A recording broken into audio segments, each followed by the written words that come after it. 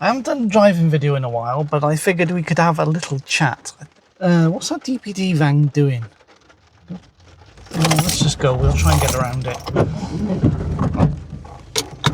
Fiesta coming through. Come on. Oh, Fiesta. I thought we could have a little chat. Maybe I'll put the microphone in a good position because I'm rubbing it a little bit. Because I'm tempted to make driving opinion videos, because I do videos on another channel. I've got 4 YouTube channels. I've got the like general stuff, I've got aviation, and I got I also get railway videos as well, which go on the main channel. But the face to camera channel is I talk about things that are meaningful to me, and I'm enjoying doing that, and I'm finding it's a good outlay. What's the word? Not outlay. Outreach. There's a word anyway. There's a word to describe how I'm getting satisfaction for making those videos. Yeah, I'd like to do videos face to camera for me sat in a car. I do it for another channel, but I don't really talk about, though I have talked about cars and motoring, because cars and motoring is something that interests me. I haven't done it on this channel. What I'm saying is I'm planning to do a video where I'll need to, I mean, I could do it, so I could just record a driving video and do it as a voiceover, couldn't I? But I'm planning to do a face-to-camera video on this channel, and I talk about an issue. And I'll describe the issue now. I'll just describe some of my thoughts and feelings. The issue is there's a lot of how can I put it?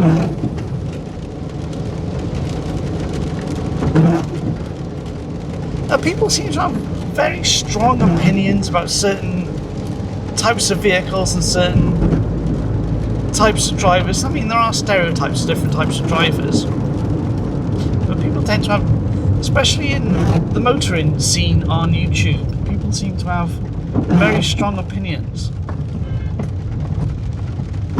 I just think that we shouldn't.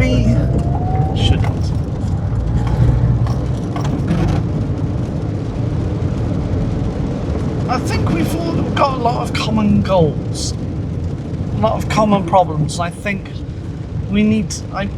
that we need to be working together on them. I've written a short script. Say about 3-4 paragraphs, which I could read out. Just describing like the pro electric, pro diesel, pro petrol, different groups. I think we need to be working together. I think we have a lot of common goals. The different influences in quotes, have a lot of common issues. And I think that the common issues are more important than the difference between the propulsion.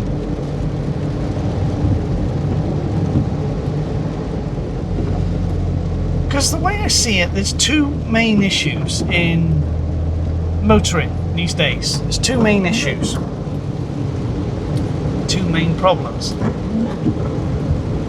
and it's not really, although electric vehicles are involved, they aren't the problem. The electric vehicles isn't the problem. The first problem, I believe, might not even be the main problem, but the first problem, I believe, is the fact that we've been forced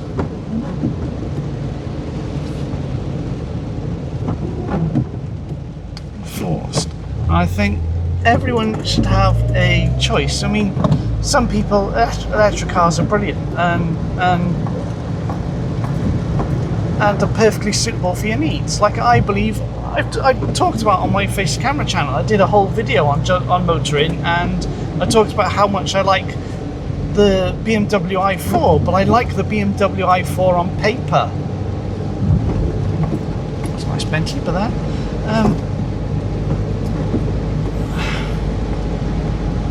Whereas I don't think I could buy myself a brand new one. I could have bought myself a brand new one a couple of years ago, but I still would be apprehensive about there's the thunder. Can you see the thunder and lightning? Right, yeah.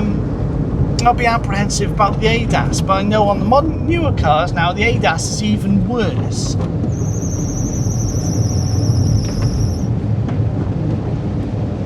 So I think that's what probably caused the huge amount of animosity, the dislike of electric cars. It's not the fact that electric cars exist. It's not the fact that companies like Tesla exist. It's there's an aura cap by there. Now that's I'm not going to criticise that right now, even though I want to. But you can see my thinking. There might not be a need. The reason why I don't like the aura cap by there is I believe it's like the first car on the UK market that had a camera that constantly monitors the driver. And but it might have been a Tesla, and we're just passing a Tesla now.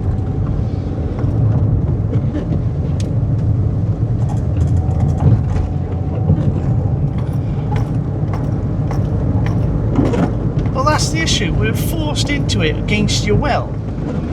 Yeah, if electric cars were just on the market as an alternative car without politics or government being involved,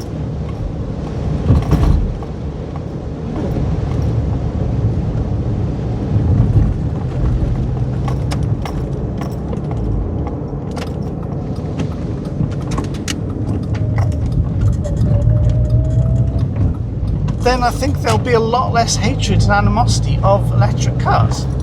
There'll be a lot less, because people can choose, and in fact, there'll probably be even like petrol head enthusiasts even driving electric cars, more of them, if we weren't forced into it, because it'd be a choice. It would be a personal choice. So that's the first issue, is the fact everyone's being forced into think in a certain way.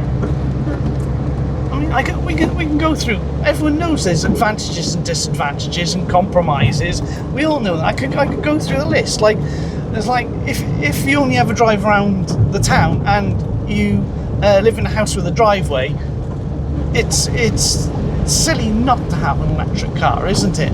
Whereas if you did long distance and you did long distance commuting, then obviously it's more practical to have a diesel. These are just logical arguments. These are just logical arguments.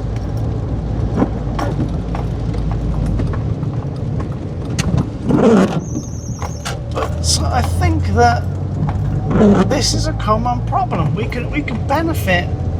I think it would benefit everyone if we, instead of trying to fight the electric cars or petrol cars or making any criticisms or attacking the other group or the other enthusiasts, if we work together for this common goal of just giving everyone choice. There's a second point, and this is a point that really angers me, and I think it angers everyone, but people don't seem to be talking about it as much. People think they have no power against the government and their mandatory restrictions, mandatory things and features they keep putting in. ADAS, Advanced Driving Assistance Systems, ADAS, ADAS.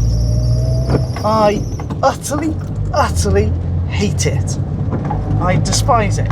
I mean, on paper, there's a lot of cars, electric ones. I mentioned the BMW i4. When the i4 M50 came out, listen, on paper, it's amazing. It doesn't look as bad as people criticised it for originally, but I think it's a really nice car.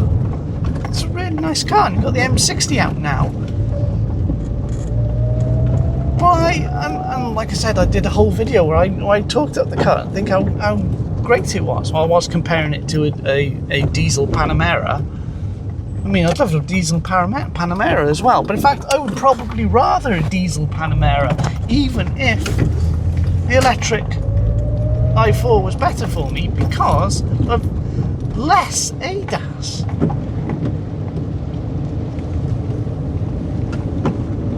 I'm running down here to turn around. I know it's a dead end. Yeah, I normally come down here to turn around when I'm doing my talk videos on the other channel.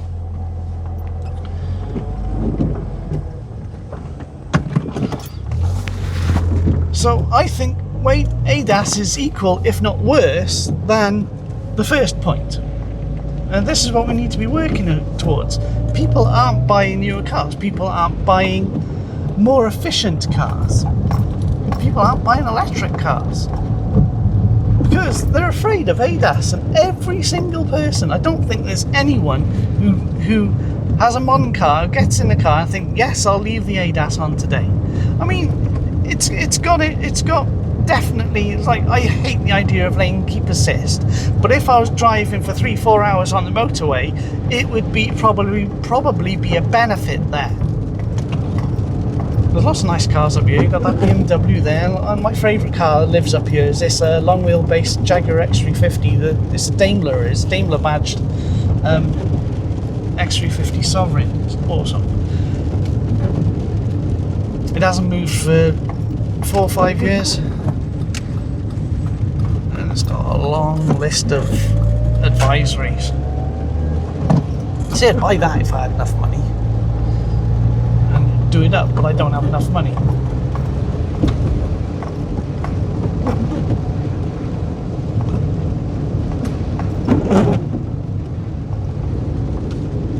You know, buying cars would be good for the economy. We maybe at the, because we used to have a big motoring industry, a big car manufacturing industry in the UK, but it's just been decimated. I mean, aren't Lotus building the electric cars? Oh, I know they're not true Lotuses. They're actually designed and built in China for the Chinese market, aren't they? Really? But it's just dragged the quality, the name of the brand down, hasn't it? See, I'm trying to insert my opinion, but I shouldn't be really inserting my opinion in this video. The point of what I'm saying is there are common goals. There are common issues I think we could be working towards. So freedom of choice of one, and the other one is ADAS, because I believe we're having control taken away from us. It's not just choice in what cars to buy, it's choosing where to drive and when you can drive. The technology is there. The technology is there, probably even in existing cars. We've got mandated driver monitoring systems, which is it's overstepping the line. Shouldn't have done that. We've got the technology there now for the government just to say, oh, I'm putting a geo block on your car, you're not allowed to drive here, or you're not allowed to drive at a certain time of day. And the government can just flick a switch. You know, these cars are constantly connected, they know their location, they've got GPS on board, and they could just mandate that next week, and oh, well, we can do nothing about it. It's wrong. And the driver monitoring is wrong. We should not have constant driver monitoring in our own cars, which was paying a lot of money for, and we've spent a lot of money and spent a lot of time learning to drive in a safe manner. And see, this is the thing. I mean, I tell you, I got PDA, right, and I utterly hate it. So maybe I got a stronger reaction than other people to it. Being told what to do.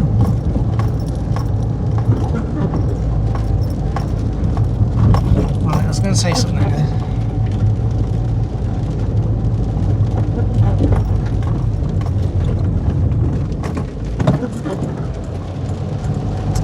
The government are imparting control, taking away your own decisions.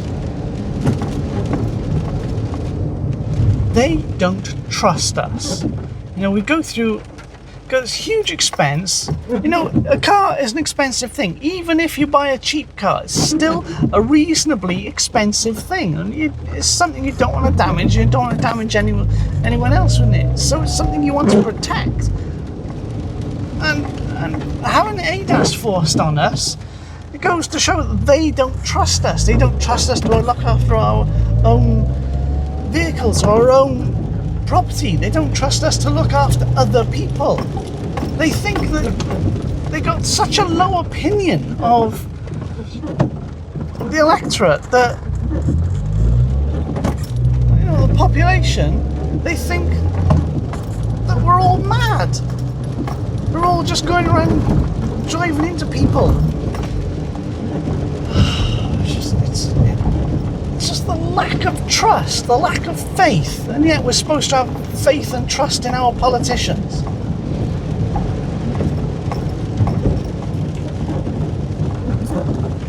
And the argument I'm making in the script is that they're trying to take control. The control is not.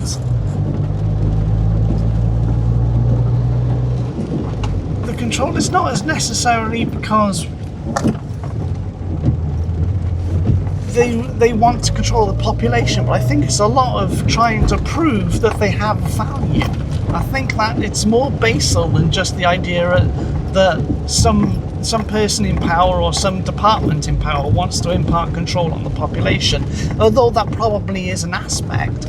I think it's there's a strong argument to be made that it's so that these people and departments wants to prove their own value by imparting control, and the motorist is an easy target. Social media is also an easy target. So the argument about social media restrictions and age verification is probably similar, and similar reasons why these sort of policies are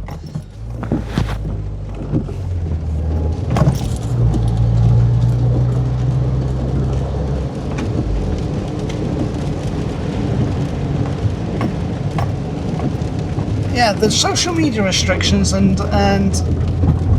age verification and that, and all the policies against motorists probably come from a similar source. Or there's a similar reason why these sort of policies are being implemented. And my argument is we need to be working together and not against each other. You know, channels which are pro-electric cars and channels which are pro-IC engine cars, we've got a lot of common issues, and I think they're more important than choosing one propulsion method over the other. I think that's more important. So the two issues are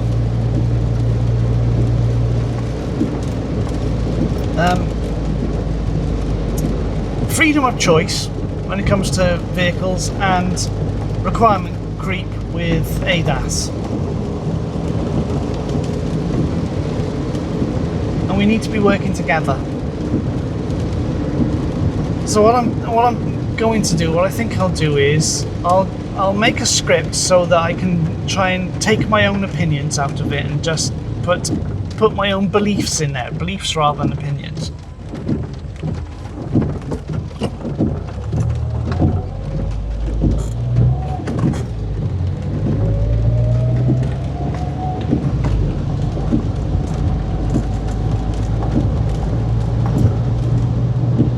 Then I'll read the script out on camera. Probably do my face to camera when I'm sat in the car. Yeah, and then I could do this video and tag other motoring related influencers from all sides of the argument. You know, there are advantages and disadvantages to any propulsion method. So, why is the garage closed? And we don't need to be arguing that one is better than the other. Instead, I think it's better that we work together to towards more common goal, it took away the pumps. There was nothing wrong with those pumps. Great, where am I going to get gas now? Because that's one of the few places where all the pumps are E5 pumps. Yes, it's one of the problems I got with my car. I need the E5 gas. I'll have to just go see nothing rather than... I got plenty of gas for this week anyway.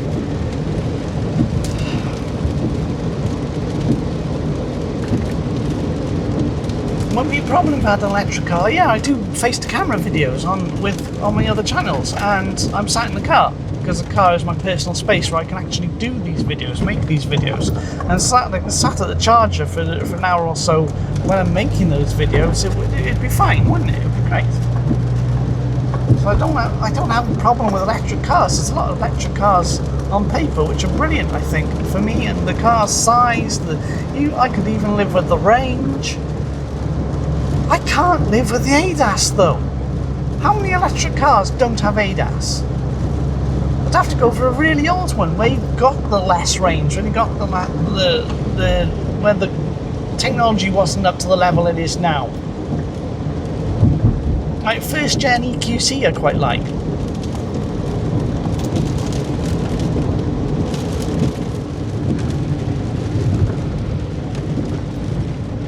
Where are you going, bus?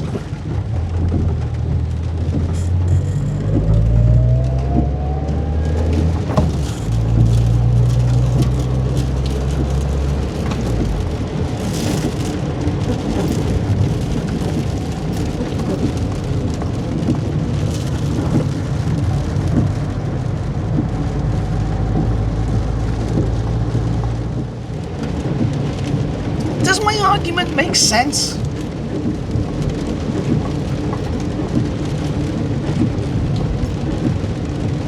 It's not just influencers, we've got all these different groups on social media, and they're just foaming at the mouth, trying to criticise the other people. There's no need to do. They don't need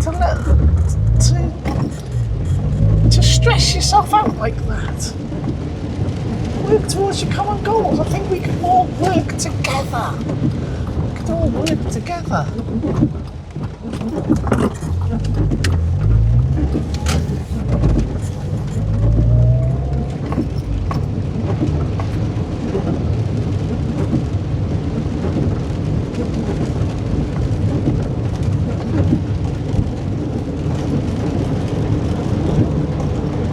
Anyway, that's my argument. So where am I going to go now? Where am I going to go down? I might go to Morrison's, grab some ice creams. I could do with some ice creams.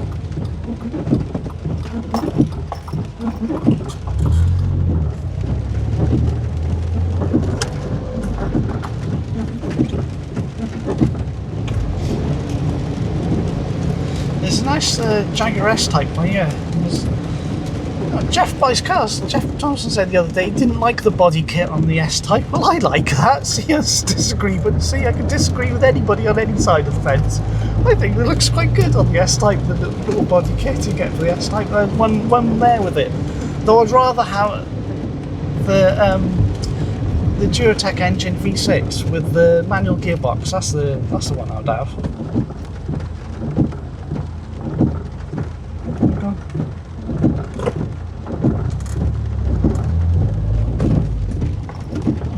Electric McCann there. Yeah, have a look at my video I did of visiting Porsche in Newport. Yeah, I did the electric McCann. Oh, I know, I'm going the wrong direction. I wanted to go to Morrison's, didn't I? Alright, hang on. Yeah, there's loads of electric McCanns and petrol and diesel McCanns all together. Yeah, but I really want a second gen diesel Panamera. Or, if it's possible, a first gen manual, just due to the rarity. Yeah, I quite like Fabius. I quite like Fabia Scouts. I miss my dad's Roomster, because when my dad became unable to drive, I drove the Roomster everywhere. My dad's old Roomster before he got rid of it, and I really miss Roomsters. I think a Skoda Roomster is a brilliant car. Underappreciated. They were just used as workhorses horses and a lot of scud roosters were just driven into the ground. Okay, you're going. Remember, it's not an island. You've got to wait till they're off the other end, the other side. I know that. Back behind the Scout. Yes, no, my window is dirty. The front window's dirty. I know it needs to be cleaned. I got rags in the glove box. So that's my argument. I mean, I've drifted off to other things now. Was that a Scout? Or what was that, Scout? Oh, it's an SL. Oh, nice. See, that's one of my favourite cars of all time. It's a Mercedes SL. Anyway, so that's that. That's my argument, and I might make a video, face-to-camera video on this channel. And I'll edit this later. Well, actually, I got other videos. I might edit this in a couple of days. What was I going to get? Ice creams. Alright, that's it. See you later.